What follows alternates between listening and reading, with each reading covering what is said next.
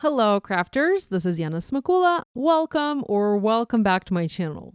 In this video, I'm sharing card ideas inspired by maximalist style in interior design.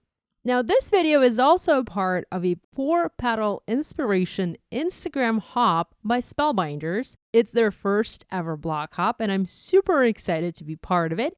And I encourage you to join us.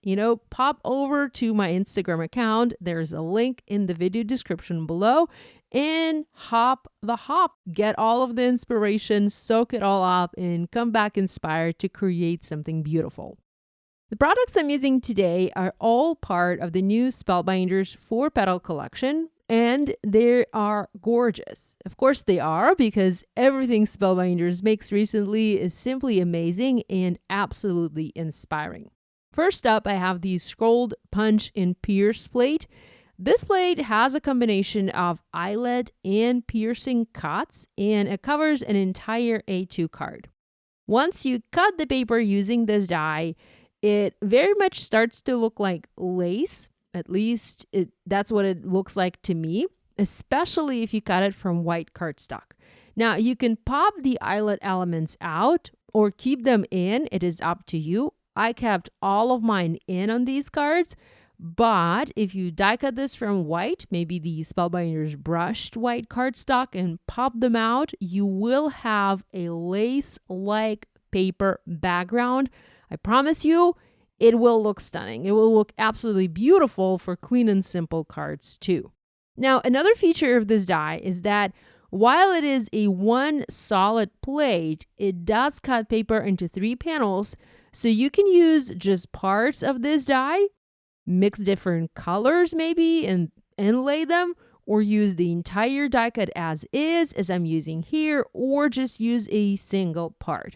So you have options with this die, and we all have to have options and have additional uses with our products, don't we? So I got 3 backgrounds for my cards from Spellbinders Brushed Black, Schoolhouse Red, and Wild Berry cardstock.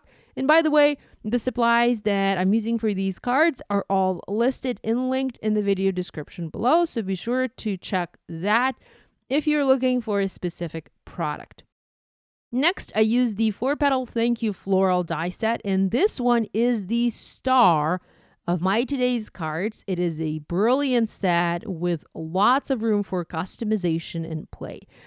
This is highly recommended. I will say that I will probably be using this die set many times throughout the year, and I predict it will sell out. So I know it's another floral set. I know we have loads of floral sets already. I know I do. But this is different. This is fresh. This is something new. This is something that I can also combine and use with my previous floral dies from Spellbinders. So again, highly recommended. Get it, and you will not regret that purchase. Now, my camera failed to record the part where I was showing this set, so I'm just jumping right to assembly. I die cut the stem piece from Spellbinders Rainforest cardstock. It was cut twice and adhered together to create a thicker die cut. I really like to do this because then the stem or any other die cut where I do this, it ends up being sturdier and thicker and just more durable. Next, I die cut leaves from the Spellbinders Mirror Gold cardstock. You will need to die cut this leaf cluster die twice to have enough dies for the entire cluster, and then I adhere the leaves onto the stem using my Barely Art glue and the Pickup Crystal Katana tool. Now, I adhered my background to an A2 top folding card base, and I added a layer of black fun foam between the background and the card base to add thickness to my card, and also to help flatten that background because it bowed a little bit. Now, I like to do this, but I only do this when I know that I will be hand delivering my cards. Lately, I hand deliver all of my cards, so I tend to go a little bit overboard with the extra cardstock and the extra fun foam. Now, you don't want to do this if you plan to mail your card. So think about the recipient of your project ahead of time. And if you know that they live far away, maybe skip the extra fun foam and just adhere the die cut background straight onto the card base. Next, I'm adding thin foam adhesive squares to the back of my stem die cut, and I'm going to foam mount that die cut onto my panel. Now, I'm using thin foam adhesive squares here as that makes my card less dimensional while still adding a little bit of dimension. I don't really like when my cards are flat, and if you've been with me for some time, you guys know how much foam adhesive I tend to use. A lot. With the stem adhered, and by the way, because I used black foam adhesive squares, they sort of blend with the background and you can't really see them. I did use white foam adhesive squares for the other cards that I have for you today. So with the stem adhered, I now have flowers ready to add to my cluster.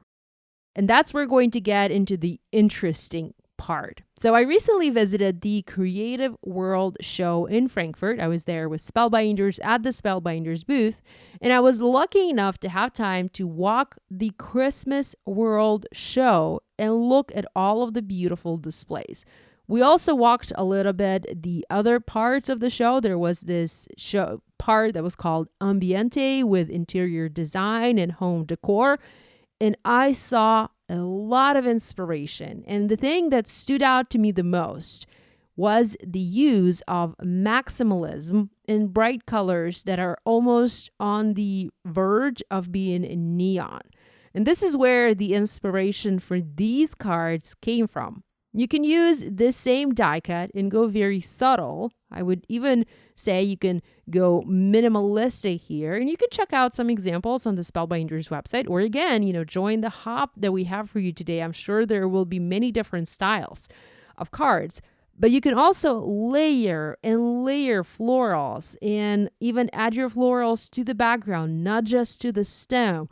Overlap the florals for very bold and maximalistic look. So that's what I'm doing here. I'm adding a lot of large, bold, colorful flowers. I'm layering them. I'm creating a very full and very bold, colorful arrangement. My color combo here goes from vibrant yellow to bright orange to all shades of pink, from very pale pink, this is the pink sand from Spellbinders, to a very bold and bright wild berry color, again from Spellbinders, and even shades of red. On top of all of that color, I also have mere gold cardstock for the leaves and even gold glitter cardstock for the flower centers. So let's talk a little bit more about maximalism. You know how we often say that less is more? Well, more is more when it comes to maximalism. More colors, more layers, more elements, more detail, more patterns. Now, it doesn't mean that you just add a bunch of stuff to your card and leave it there while it makes absolutely no sense. No, there are still rules to follow, and you still have to make sure that your design is pleasing to the eye. But generally, maximalism is where you need not to be afraid to add more. You can use bold colors. You can make a busy card. You can have lots of variety, and your card will still look appealing. Now, this die set comes with the thank you dies for the sentiment, and that font is absolutely gorgeous. But my floral cluster didn't really leave enough room for that. I mean, I did have a little bit of room left on my card, but had I placed that sentiment, it would have looked a bit odd. So I needed to use a smaller message for this card. The 4-petal collection also features a new sentiment set called Making Me Smile Sentiments. And these are glimmer plate sentiments. They come all connected, so all made into one plate, and you also have a coordinating die to cut them out. So the idea is you foil all of your sentiments once, then you die cut them all at once and have a bunch of sentiments ready. Now, I figured one of these smaller sentiments from this set would work best for my card. And because I didn't need to foil the entire panel, I just needed to foil the smaller sentiments. I cut my paper into a smaller piece. I taped the glimmer plate onto my paper. I added a piece of scrap gold foil, and instead of foiling all of the messages, I just foiled the 3 small ones. I did not want to use the message that was foiled on white cardstock, as that looked a little bit out of place to me. And I really wanted to have a sentiment foiled on the same brushed black cardstock, so the same cardstock that I used for the background, to have consistency on my card. When you foil a sentiment on the same color of cardstock as your background, the sentiment just blends in better and works better with the rest of the design. So I used the same black foam squares to pop the sentiment up, but I cut the foam squares in half to be able to hide them behind my die cut. Now, I did not use any other embellishments, which is pretty unusual because I usually like to add gems and, other things.